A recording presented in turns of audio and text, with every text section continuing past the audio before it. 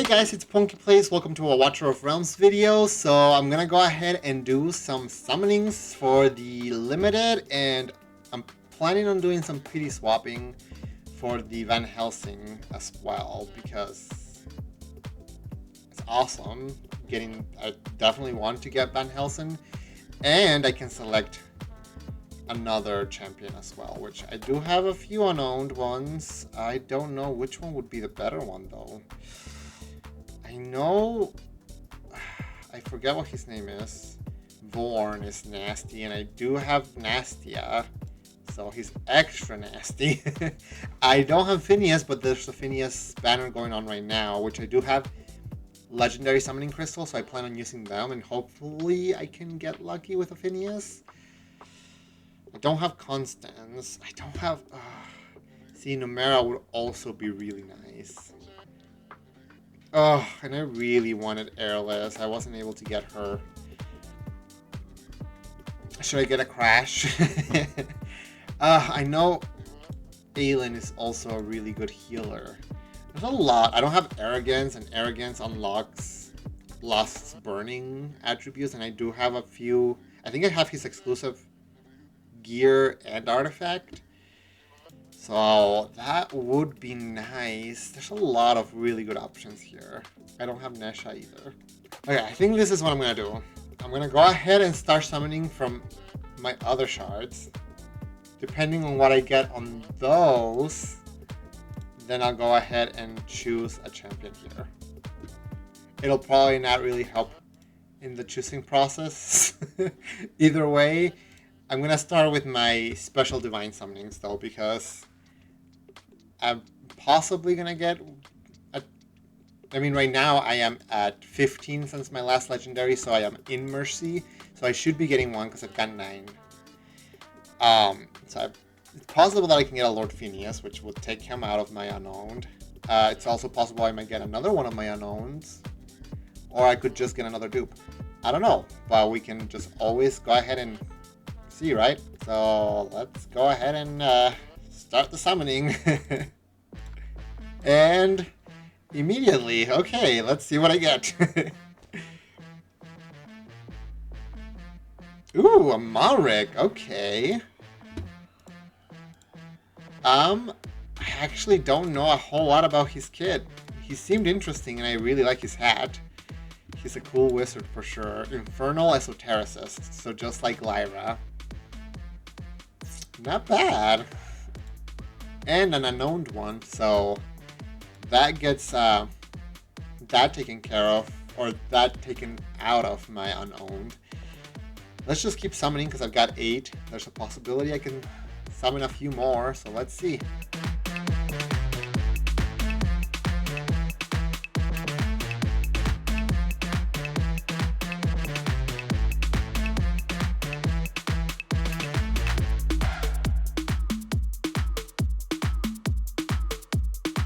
Okay, so that's gonna be it for my legendaries. I'm gonna go ahead and do the limited. I believe I'm at about 100 since my last legendary. Let me really quickly count. So about 110 actually since my last legendary.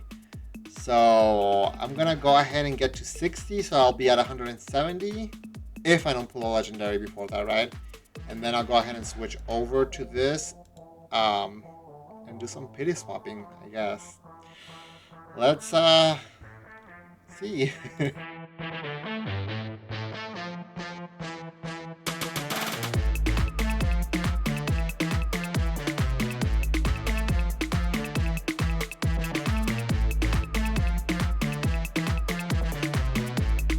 Okay, so I'm gonna go ahead and do the pity swapping now then.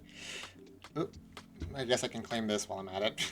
Accidentally clicked on the pop-up that happened. Gosh, that didn't really help me with the decision making though. Okay, I think I have decided to go for Nesha. There's a lot of really good options here.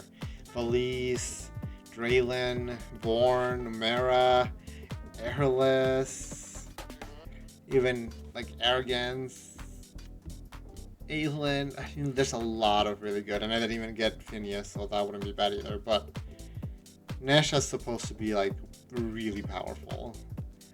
So yeah, I guess so. We'll just see what I get, I guess. Let's go for it.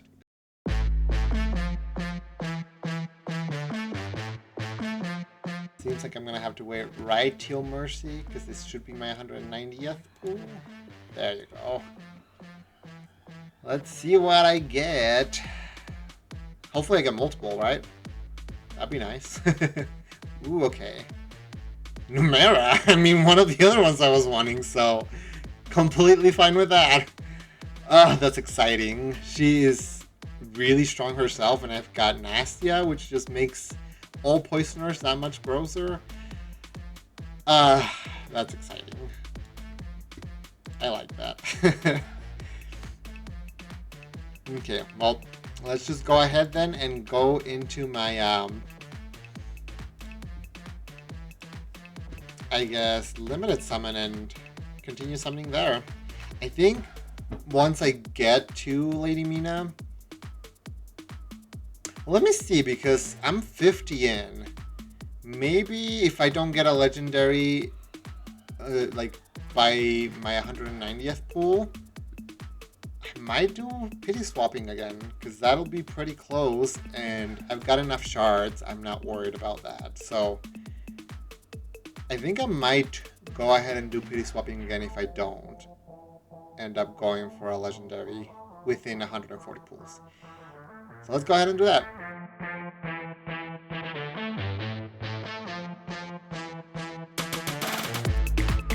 Well, I don't think there's gonna be any PD swapping.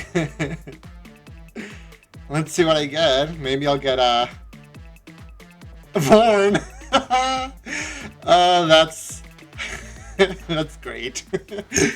Well, I mean, I guess it's a good thing I put Nash on the other banner, because I'm getting all the ones that I was hoping to get. That's exciting. I mean, this is still 20 in. Let me see. No, that's 30 in. Okay, so I would be at 110, which is still not like super far away from a pool. So let's just keep pulling and see what I get, I guess.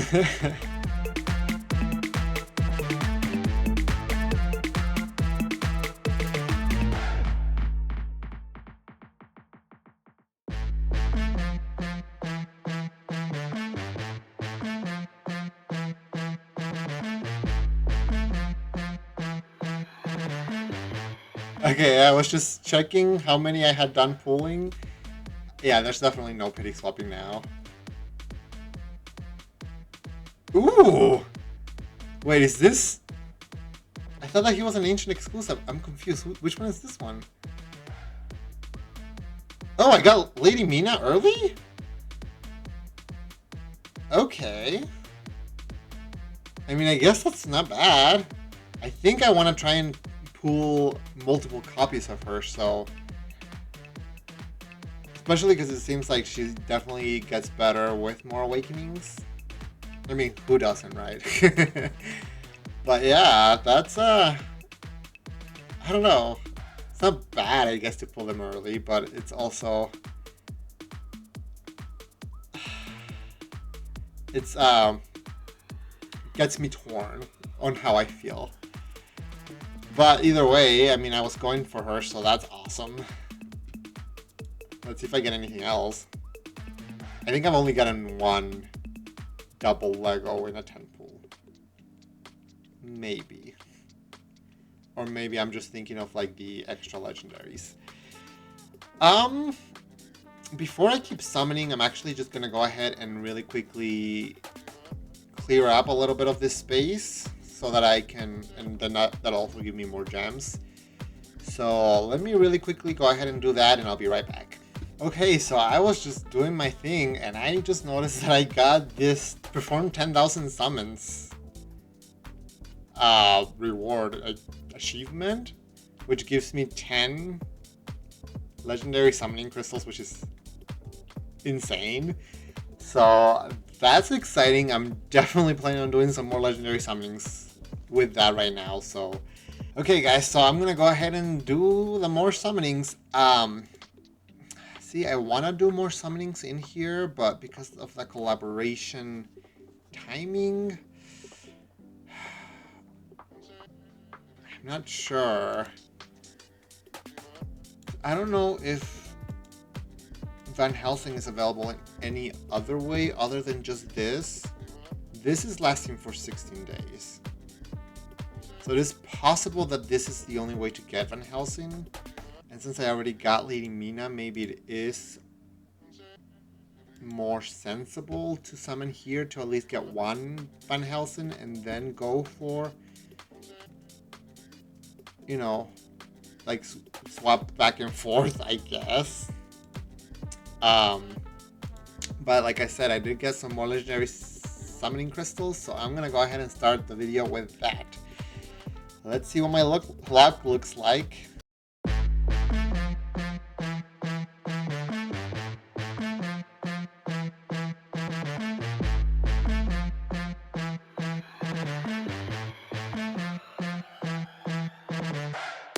Right at the very last one. So not necessarily the greatest luck, but I mean, hey. Ooh, okay. So I do have Magda already, so that's an A1 Magda, I think. Maybe it's A2. I don't know. Have to see. But, I mean, one of the Lord Phineas, that's fine though. Magda's still pretty great. Let's, like I said, I think I'm going to go ahead and do this until I can get a Dr. Van Helsing just for the collection aspect. And then I'll probably just like jump back and forth throughout the whole event situation, trying to get more copies of both. Yeah, let's go ahead and do it.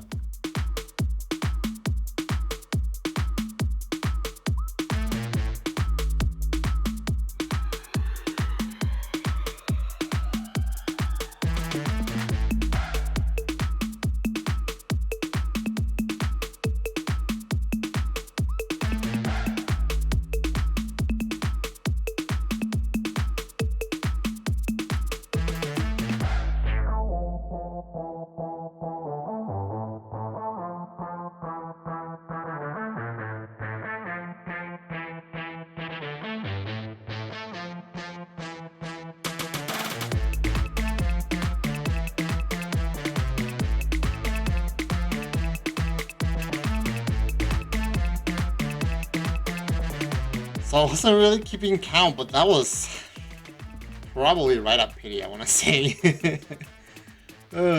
Not the best luck, but there we go. Okay, I mean, at least that's that. That's awesome.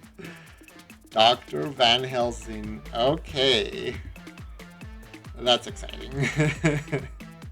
I mean, so far, I think I've got pretty great legendary pools.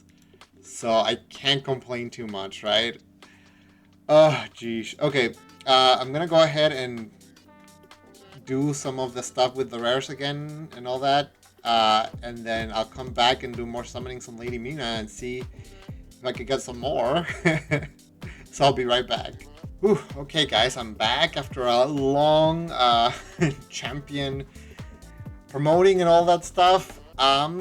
Let's go ahead and do the last little round, I think, of summonings until the ancient summoning happens, which I think it starts tomorrow. So there's gonna be more summoning coming throughout that and just throughout the week in general, because this is lasting for a while, and I do want to get more copies of Lady Mina and Van Helsing and the other two. So let's see how lucky I can get though with this last little bit of pools.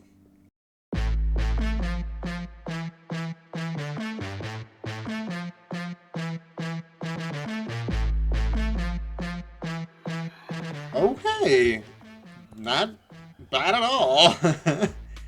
Let's see.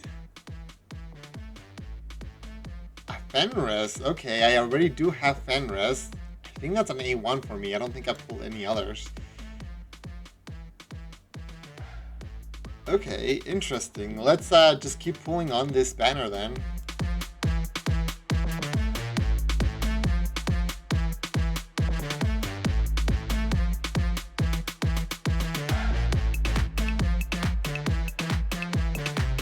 Okay, so that's gonna be it for all the summonings I can do right now. I mean, I guess there's a 10 pool I can do. Yeah, no, never mind. There's one more 10 pool. Let's do this last 10 pool, which is still not a legendary. That's fine. That was still a lot of champions in general.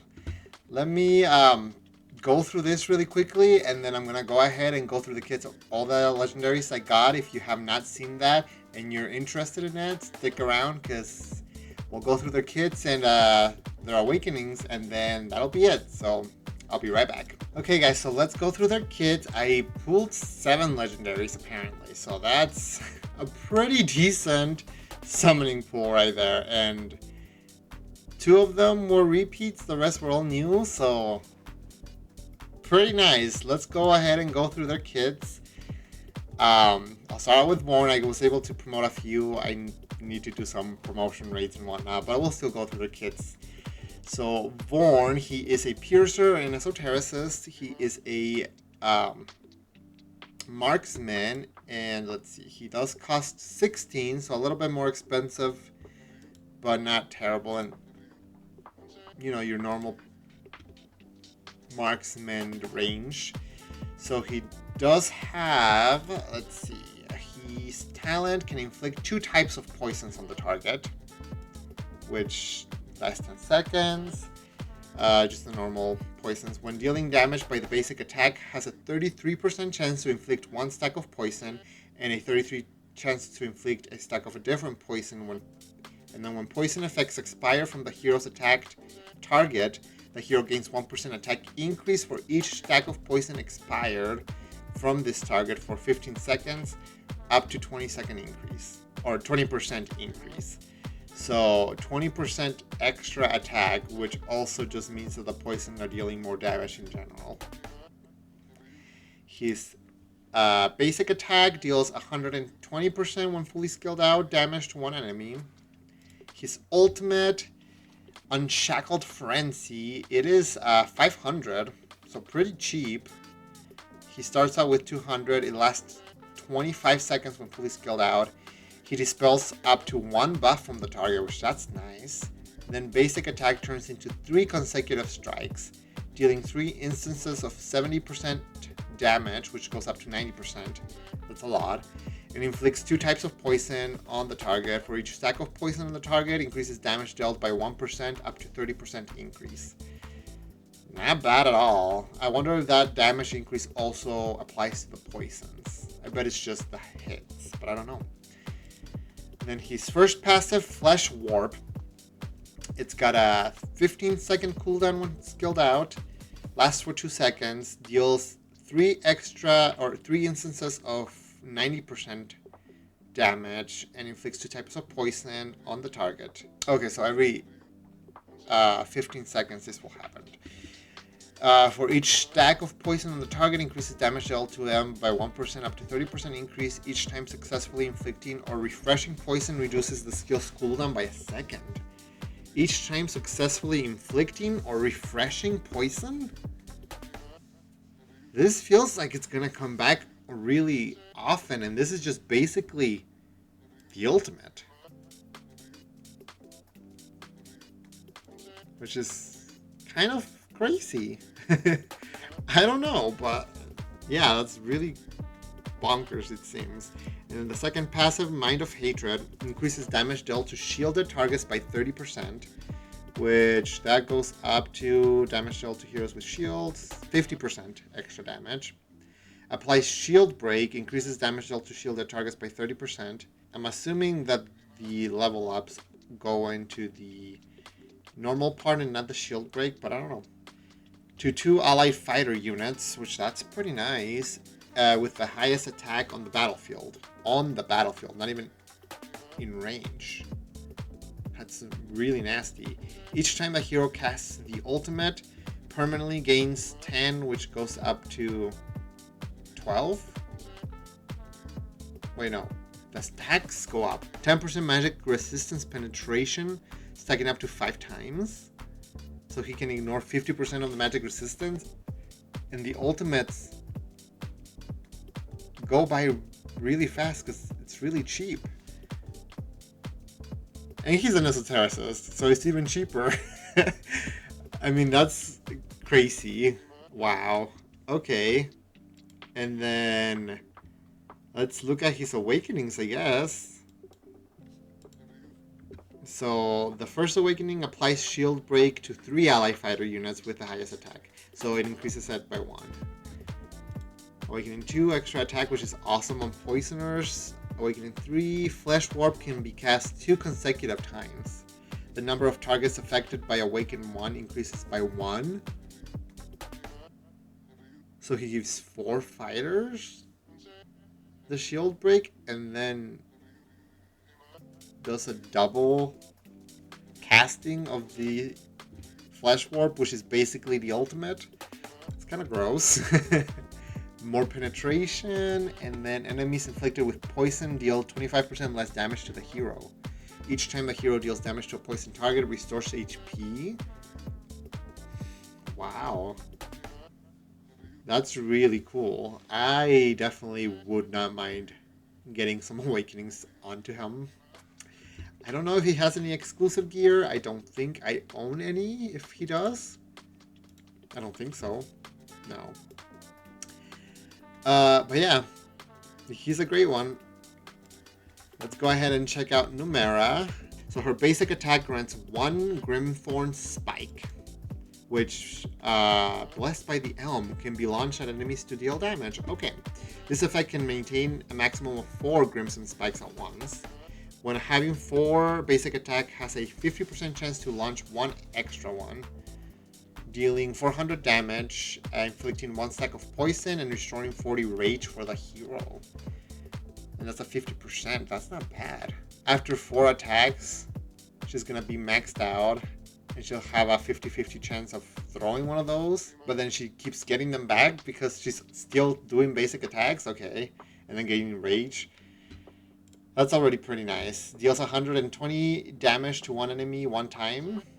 And she's a fighter, which means that the shield break stuff that Vorn does applies to her as well. She's a magic attack user. Interesting. Her ultimate immediately gains 2 extra... Okay, so she's got that like really nice marksman range when she is in her ultimate. It costs 900, which is not terrible. It's high, but it's about the average on high. But she's an esotericist, which means it does go down. Immediately gains 2 extra Grimthorn Spikes.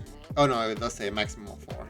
So she'll most likely be at her max, probably. And rapidly launches all Grimthorn Spikes to a random enemy in range after charging for a short period. Let me look at the animation.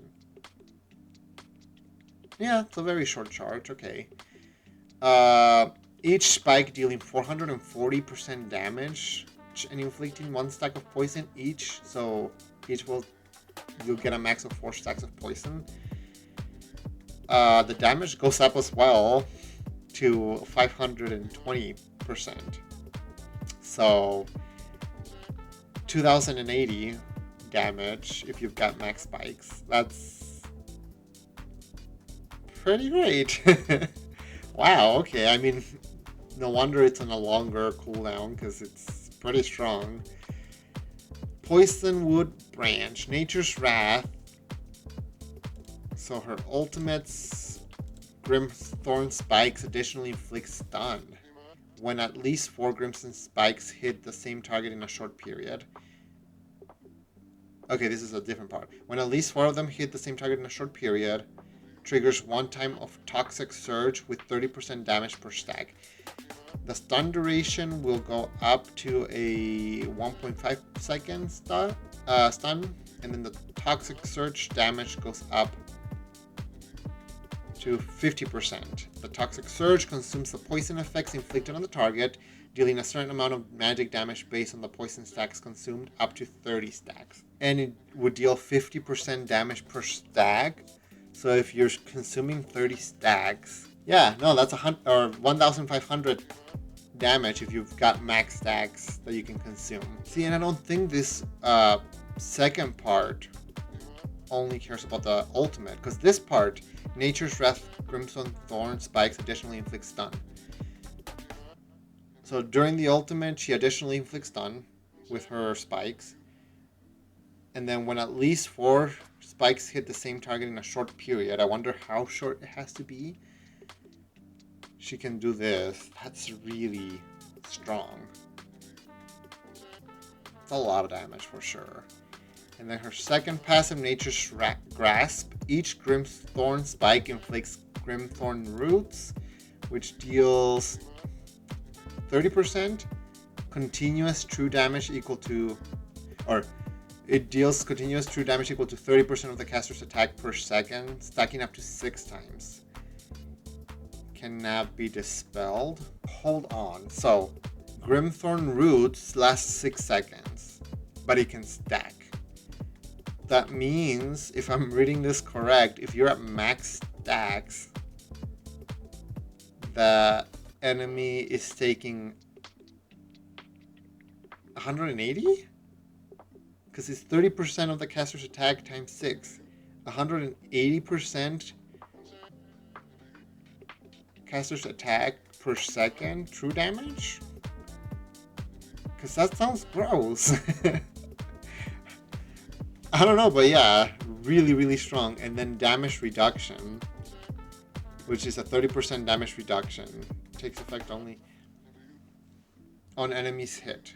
So that means that the enemy will deal less damage to her, or whoever's in front of her, I guess. Yeah, sounds nasty. I know that she and Vorn and Nastia are like nasty poison combo teams and whatnot, but like, yeah, they're really, really gross. And then the Awakenings, let's see, during the ultimate increases damage by 25%, which is already a strong ultimate. Damage dealt by Grimthorn Spike and Toxic Surge guarantees a crit hit. I mean, I still would build her with max crit rate, but still, that's nice.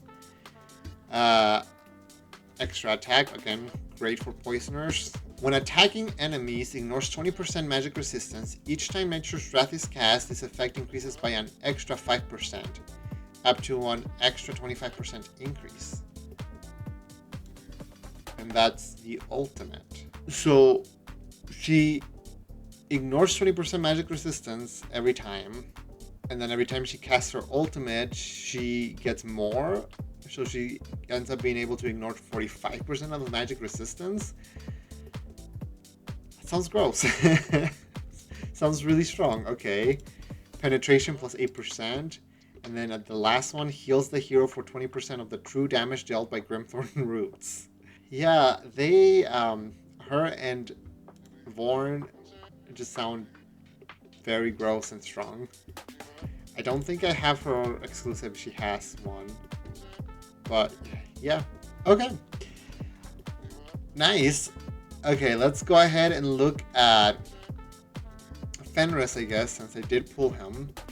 So, we've got his talent. When the hero has a shield, increases his basic attack range. I did not remember that. He does have a pretty decent attack range already. And then basic attack and cosmic burst inflict slow on enemies, which is the 50%. Not bad. Cosmic burst, I believe, might be his... Okay, he's passive. So every time he hits somebody, he's just slowing them down, and it's a 3-second. Not bad. His basic attack is an AoE physical attack,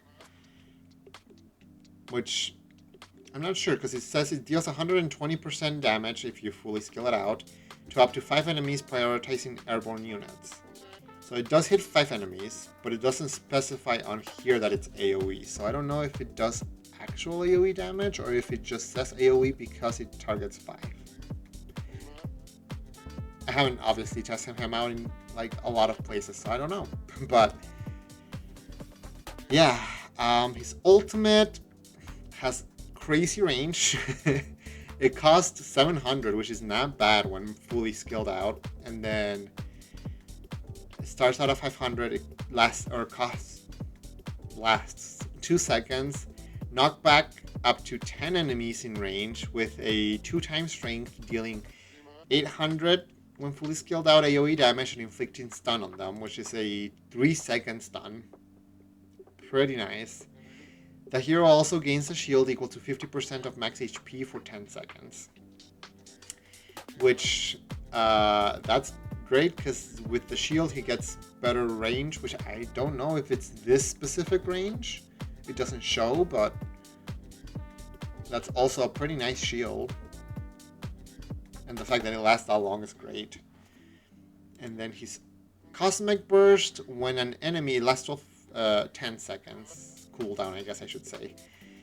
When an enemy enters attack range, deals 400, it seems, when fully skilled out damage to one enemy, and 300 damage to up to 5 nearby enemies of this target. This effect can be triggered one time every 10 seconds. Which is pretty nice, and I think the talent inflicts slow with this as well. So he'll also be inflicting slow anytime anybody comes in his range, and anybody that's around that person, or that enemy, I guess.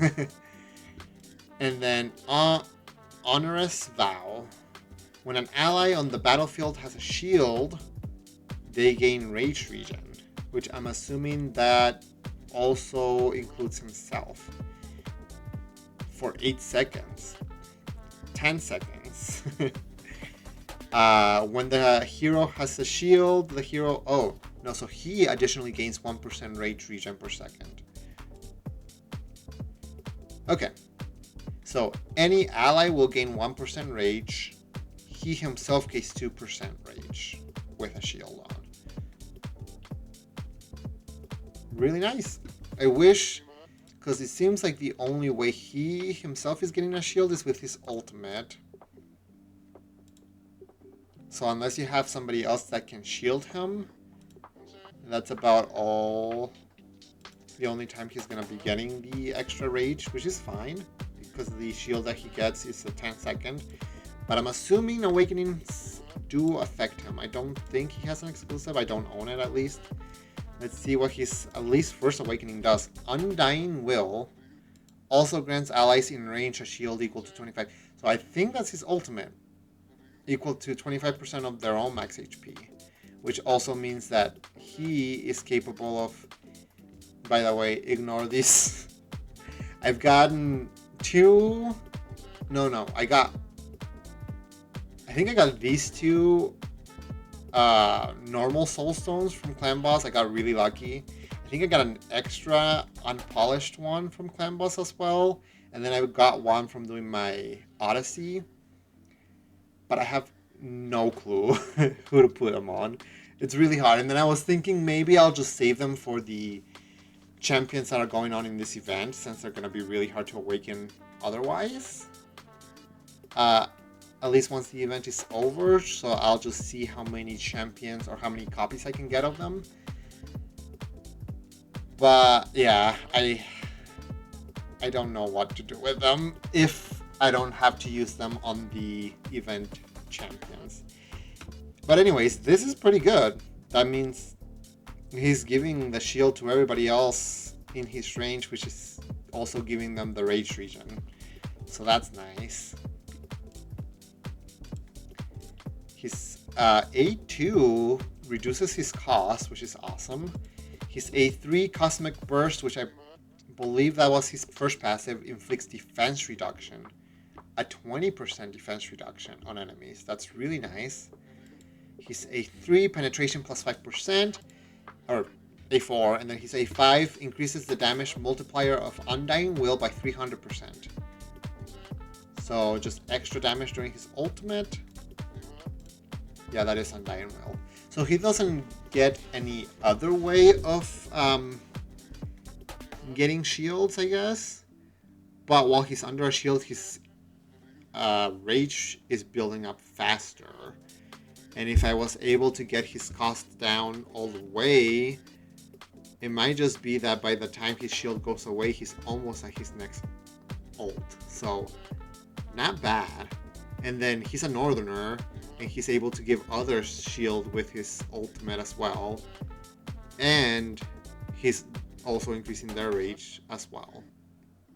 So I guess because his shield lasts 10 seconds and this gives 2% rage regen, and a max out is a 10-second rage regen. It says when an ally hero on the battlefield has a shield, so I'm assuming that's when they gain the shield. This applies.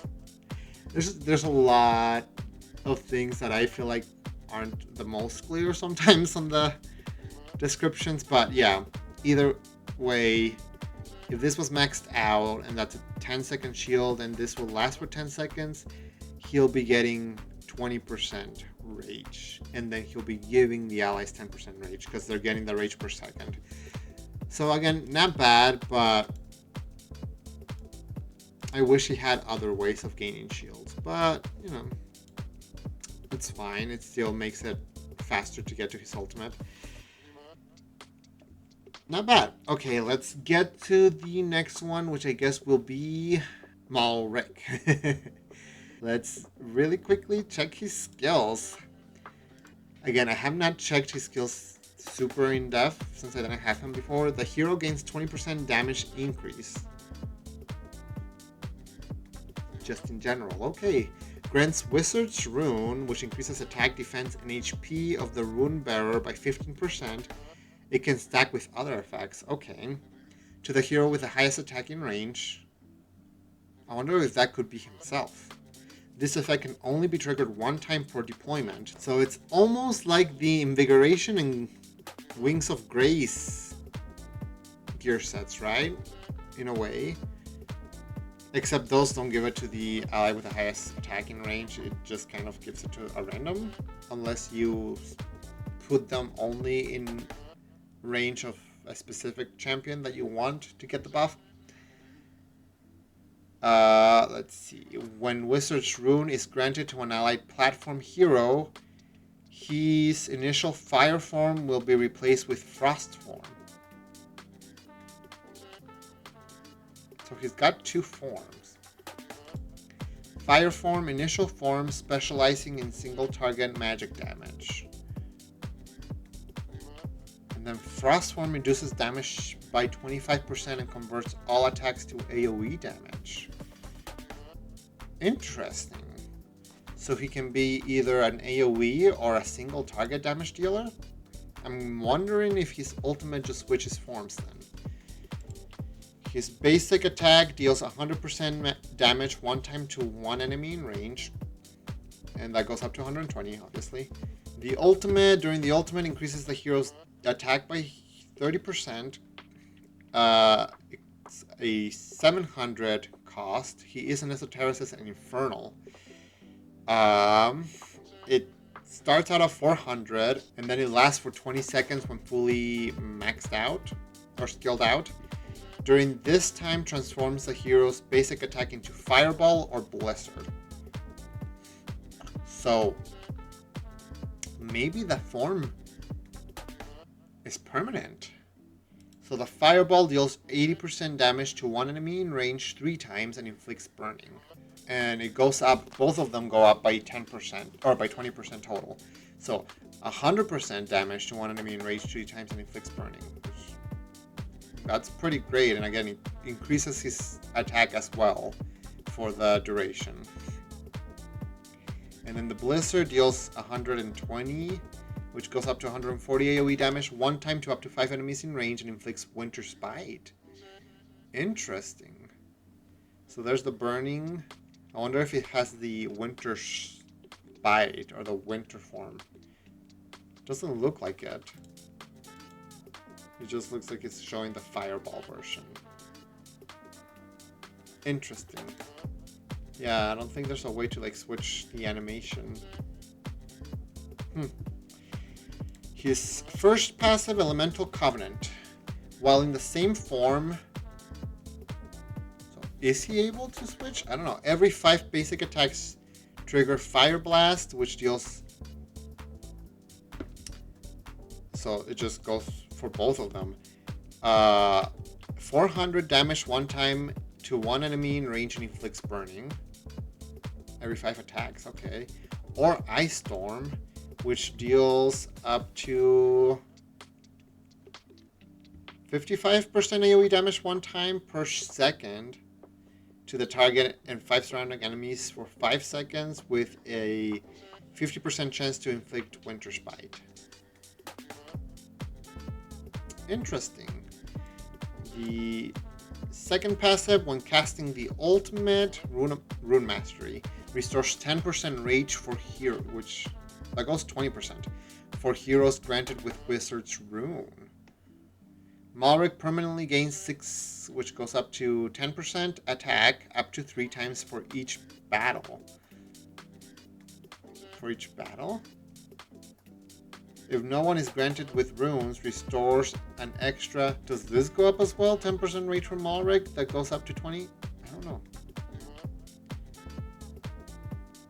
And casting the ultimate restores 20% rage for heroes granted with Wizard's Rune. Does he grant himself Wizard's Rune? The hero gains 20% damage increase. Grants Wizard's Rune to the hero with the highest attacking range. Unless it just says that because you can get more Wizard's Rune during the Awakenings, which is very possible. Yeah, I don't know. But it's not bad. It's 20% rage, and then he gets 30% extra attack on top of the fact that he's also gaining more attack during his ultimate. I don't know, doesn't sound bad at all. And then this Rune of Deception. In Malric's House of Illusion, when the ultimate is triggered, additionally applies Wizard's Rune to one allied hero with the highest attack on the field. Additionally, on the field? This can only trigger one time per deployment. Malric will not change forms based on this rune. Interesting. I do like that. I do need to do Malric's House of Illusion, so maybe this will be my hero to use there, or one of them at least, right? I don't know if he has an exclusive. I'm pretty sure, yeah, I don't have it. Let's look at his Awakenings. So Awakening 1, Elemental Covenant is enhanced, which it's his passive. Fire Blast deals 60% extra increased damage and inflicts vulnerability to magic damage. Wait, is there more? Okay, I was gonna say, why is it only prioritizing the fire version? And 25% vulnerability to magic damage. Ice Storms inflicts freeze on enemies, reduces damage, and it doesn't say for how long. It reduces damage interval by 0.3 seconds, because this happens per second. But this is gonna make it happen more frequently. So every time this goes off, they'll just be frozen that whole time, I think. It increases the chance of inflicting winter spice to 100%, which means more frozen. I don't know, but all of this sounds like a really, really strong A1. The A2, extra attack, which he's a burning champion, so that's really good for him as well. A3 increases speed boost gained from attack speed by 20%. So almost like a specialized attack speed type thing. Awaken 4, penetration, and then Awaken 5, the hero gains an extra 10% damage increase. From the passive, I'm guessing, because it's already at 20%. When either the hero or a hero granted with Wizard's Rune dies, applies Wizard's Incantation on them. Prevent death one time when the carrier takes fatal damage, dispels all debuffs, and restores 50% of their max HP. That's really nice. Pretty great. Yeah, he sounds pretty nice. I like it. Okay, that's 4. Let's go with Lady Mina. So I don't have her passive bond skills yet, because I need the Draculas for them. But she does have her talent. Basic attack can inflict Blood Sigil, which lasts for 2.5 seconds. A mark inflicted by Lady Mina on enemies cannot be dispelled. So I must do something else. and slow, she's doing the 50% slow for 2.5 seconds, which is not bad. On the target, every 5 basic attacks can trigger enhanced basic attack, dealing 100% AoE damage to up to 5 enemies and inflicting blood, sigil, and slow on them. And I'm assuming it's the same version, yep. So every 5 attacks, she's doing an AoE attack. Her A1 deals 100% magic damage to an enemy, and she's getting plus 20% rage regen with it. She's got that like Medean, I think Mari has that range. Leia, I think, has that range, so it's an interesting range. It's nice in some areas, but kind of annoying on some others. But I mean, if you compare this to normal mages, the only difference is that mages have like that one little extra slot there. So I think this is probably better than a regular mage range, I would say. Her ultimate does get that plus sign, which is great. It costs 900 when maxed out. It lasts for 6 seconds, and she does start with 700, so she can get to it really quickly the first time around at least. She's a Northerner and Piercer, so not gonna get like benefits from the Esoterian to make it cheaper. When the ultimate is triggered, continuously inflicts blood, sigil, and immobilized state. This is a 2-second blood sigil, but the immobilized state lasts for 2 seconds, and this lasts for 10 seconds.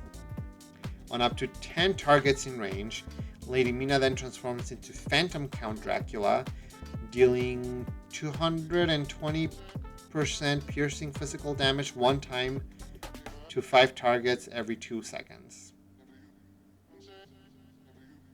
So it'll trigger 5 times if you've got it maxed out. Blood, sigil, and immobilized states duration plus 1 second. So it does go up to 3 seconds per, which is not bad. And again, this deals 220% piercing physical damage. I don't know if that means like ignoring defense in a way. Not sure. And then her first passive, when Lady Mina's enhanced basic attack and the Phantom Count Dracula deal damage to enemies, they inflict vulnerability to physical damage on them, which is a 25%. So every 5 basic attacks she'll do that, and during her ultimate she'll be keeping that up as well. And then the effect's duration lasts for 3 seconds. So it's not gonna be on the enemy the whole time, but it'll be on them about half the time maybe, I don't know. Depends on how fast her attack speed is, which I actually am gonna go ahead and check. So her attack interval is 2 seconds, which is not bad. So it's very possible to get her probably under 1 second in the attack interval, which means she can do the 5 attacks within 5 seconds and keep that vulnerability up the majority of the time. Not bad. And then her second passive, during the ultimate, she gains 40 going up to 50% of the current attack of the ally with the highest attack on the field. So it does not even have to be on range. And the damage dealt by Phantom Count Dracula and that allied hero on the enemies inflicted with Blood Sigil, which up to 5 enemies are going to be inflicted with Blood Sigil during the ultimate, is increased by 30% when fully maxed out. So herself and the ally that she's borrowing, I guess, attack from are dealing more damage. Really nice. Sounds good to me. Her bond skills. So with the Count Dracula, she will have Crimson Oath is enhanced, which that was this skill right here. When the ultimate is triggered, Lady Mina can also gain 20% of the current crit damage from the ally with the highest attack on the field. So you would want to build your highest attack champion with a lot of crit damage as well, so she could get good benefit from that. But that's not bad. And then her second bond skill, obtain Vlad to get enhanced basic attack triggered by the talent, can be triggered 2 times consecutively. So she'll launch 2 of the enhanced attack every time. That's really nice. Especially because it's an AoE attack, so it'll inflict the blood sigil and the slow on everybody around that initial target. Yeah, really nice. I don't own her exclusive yet because I'm in the middle of the fragment collecting for it, I guess. So let's really quickly look at that because I know that she has one. Oh, that's not it. It is this, the Dawnbringer. Increases attack by 20%. She does have really low base attack already though, but this will also take into effect during her ultimate, so that's not bad. Upon the death of an enemy inflicted with Blood Sigil, restores the hero's rage by 2%, which that's true, she does gain rage with each basic attack as well. So even though her ultimate seems like on the more expensive side, I think I said 900 when maxed out, because she's gaining a lot of rage, it's probably pretty fast for her to get to it. This effect can be triggered up to 1 time every 5 seconds. I don't know if maybe the attack will go up, maybe the rage goes up with promoting. I would have to get some and see. But not bad.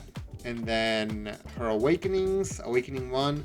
During the ultimate, Phantom Dracula's attack range increases and attack interval reduces by 30 seconds. Or 30%. So I don't know what the increase in range is going to be.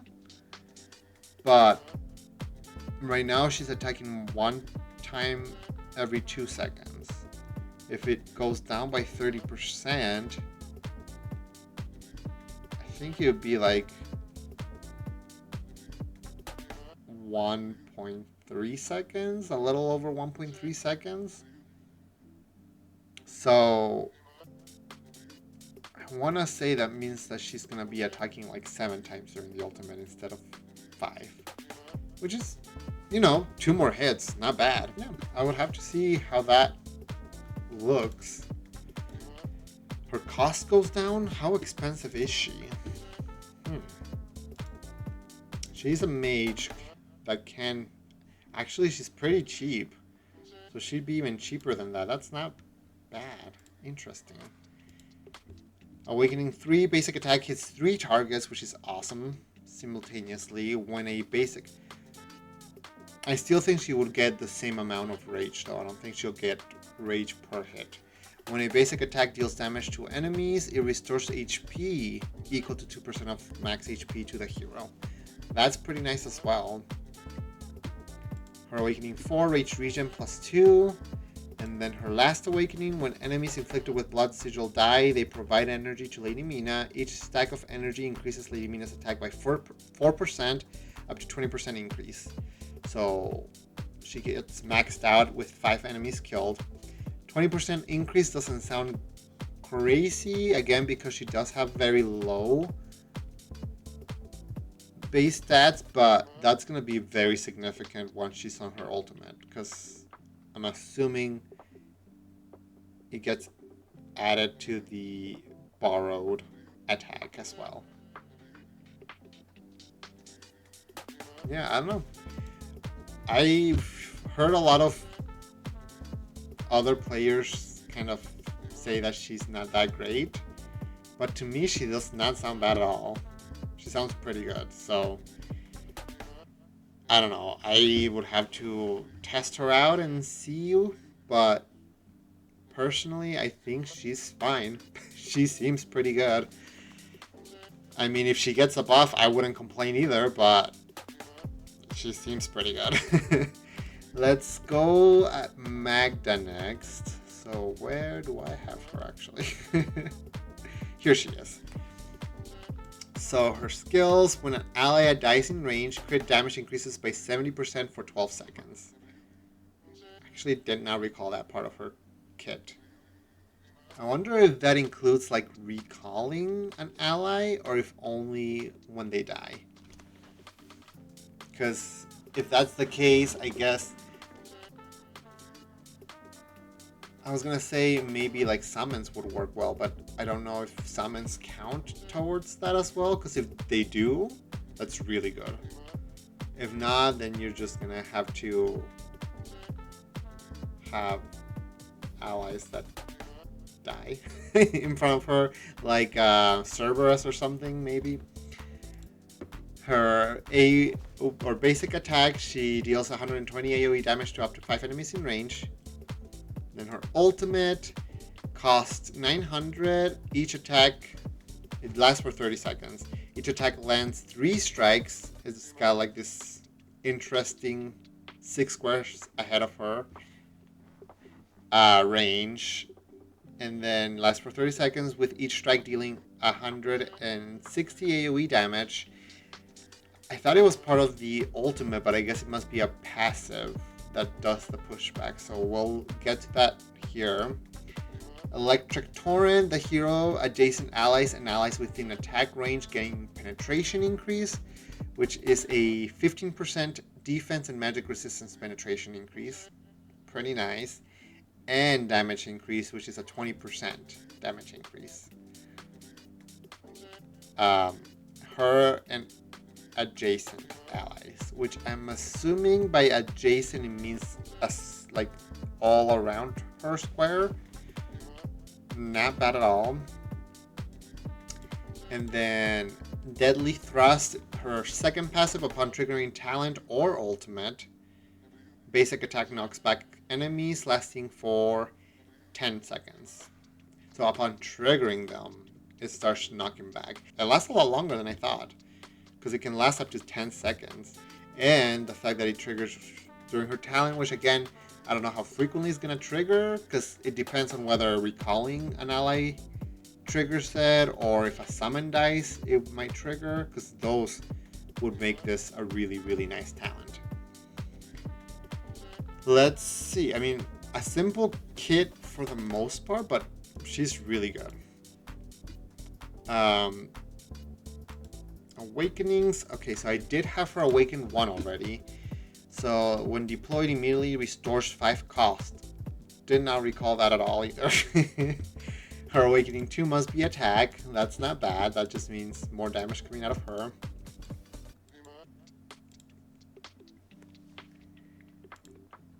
Her awakening 3, after an ally dies in range, attacks 5 more targets for 12 seconds. So 10 targets total. Nice. Penetration plus 8% on Awakening 4 and Awakening 5 during the ultimate increases attack speed by 100, which that's really nice. So definitely a much more simple kit than some of the others I've been looking at, but I think she's pretty effective. I don't know. I use her for my Gear Dungeon 2 run for the pushback aspect, and I know that she's pretty good in other places. I don't know what other areas I use her on, but yeah, I think she's a pretty decent one. Okay, I think I just have the one champion left. Okay, so his skills, each basic attack loads 4 mithril bolts, which prioritize attacking targets not inflicted with mithril shrapnel, and reduces damage dealt to targets inflicted with mithril shrapnel to 10%. Obviously, if he's attacking a target with mithril shrapnel, it won't do a lot of damage because it only inflicts 10% of the damage. Well, I'll have to see what the mithril shrapnel is. So each basic attack loads 4. After loading 12, so after every 3 basic attacks, triggers a special attack, rapidly fires all mithril bolts at target in the basic attack range. Each bolt deals 40% damage and inflicts mithril shrapnel. So this is the mithril shrapnel, okay. Has a 30% chance to explode when taking basic attack and giant axe damage from the caster, dealing 150% AoE damage to up to 5 nearby enemies. So he can do AoE damage. And again, this happens every 3 basic attacks, he gets the 12. And then it says after loading 12 bolts, triggers a special attack.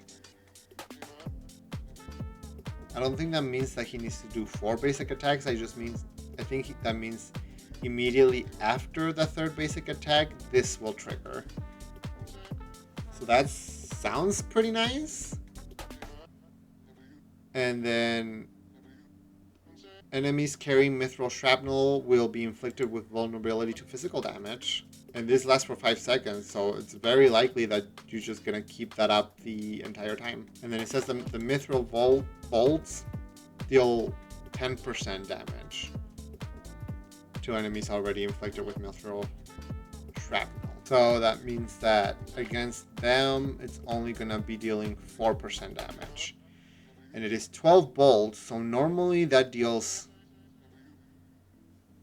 12 times 40, which is 480% damage every 3 basic attacks from what I'm seeing.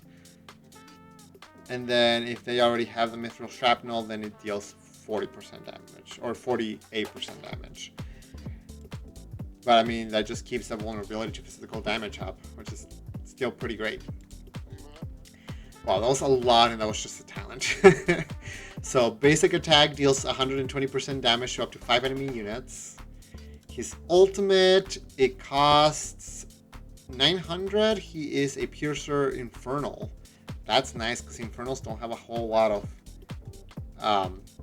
platform units. So it costs 900, and when activated, gains 30% penetration and immediately triggers 1 talent special attack, so the mithril bolts. Ultimate lasts for 20 seconds, and during the ultimate increases the giant axe attack's chance to ignite mithril shrapnel to 100%. That's really nice. I'm assuming the giant axe is this passive right here, but yeah, a 30% penetration immediately triggers the talent. Oh, and it lasts 25 seconds actually with fully skilled out.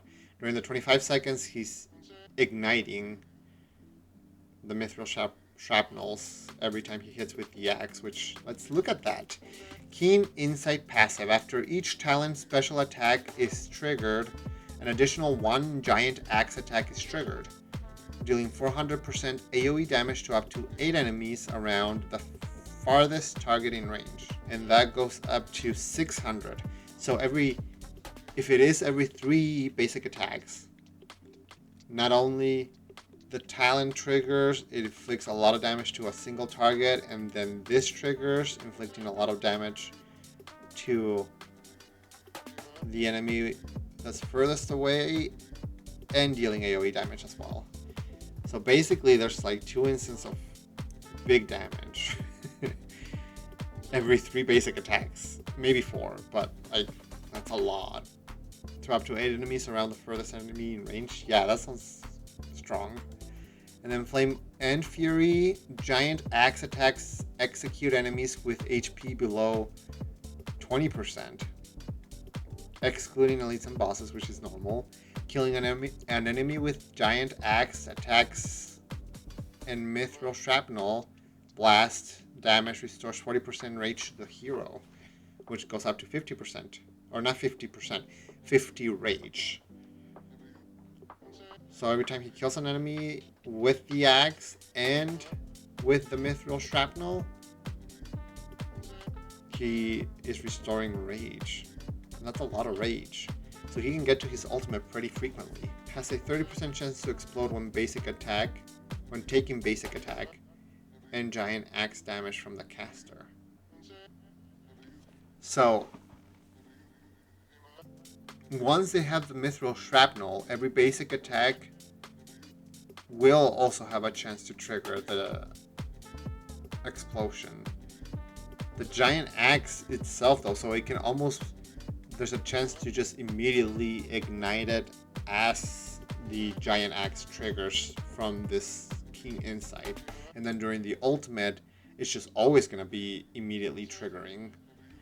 It's pretty nice. It sounds really strong, really nice. I like it. I don't know if I got his exclusive artifact. Okay, so was not the one that I got the counts just recently, but I'm about to get his soon. So let's look it up really quickly. It is this Consecrated Edge. Increases damage by 15%, which I'm assuming that will go up. During the ultimate, reloads 4 mithril bolts when launching the giant axe attack. So that means that he's just gonna be triggering the talent more frequently, I think, during the ultimate. Is what it sounds like, because his talent triggers every time he has 12 bolts. So if he's immediately loading 12 with the giant axe attack, then that means he only needs to do 2 more basic attacks. So yeah, as far as I can tell, it just makes it seem like he'll be triggering his talent more often during the ultimate. Sounds great. Awakening 1. When enemies take mithril shrapnel blast damage consecutively within 5 seconds, the blast damage dealt to them increases by 20%. Okay. I mean, already sounds pretty strong without that extra damage, but yeah. Extra attack. The ultimate lasts longer. Okay. All damage plus 8%. Nice. And then during the ultimate, reduces attack interval by 30%. So he's probably going to be just that much crazier during the ultimate. Okay. Yeah, sounds really nice. I like him. I mean, yeah, what can I say? I feel like I got really, really lucky pulls this time around. Oh, that's exciting. I'm very, very pleased with that pool. Like I said, I am planning on doing some ancient summonings once it does come up. I believe it's supposed to start here in a little bit, right? Yeah, it starts this Saturday, so technically in a few hours for me. But I'm not going to be awake for that. Either way, I plan on doing summonings for that, so if you guys want to stay tuned and watch that, I think it'll be exciting, especially if I keep up the good luck. I think I'm actually pretty close also to Ancients. I can't tell right now, but I think I'm close to an Ancient Lord. No, maybe not. I might have just pulled my Lord not too long ago.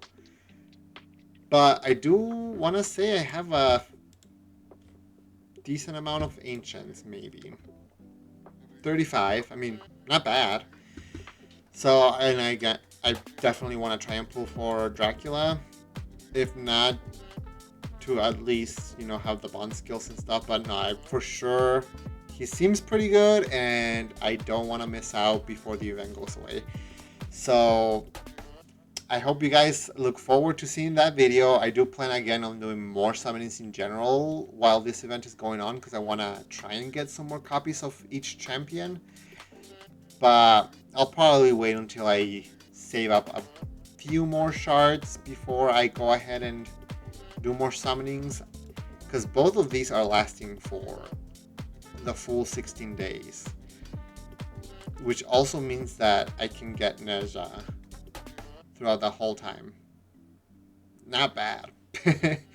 Pretty decent event going on right now. Let me know if you guys went ahead and pulled, and if you got lucky with your pulls and were able to either get the champions or got some really nice pulls in general. But yeah, that'll be it for today's video. I hope you guys enjoyed, and until the next video, guys, take care.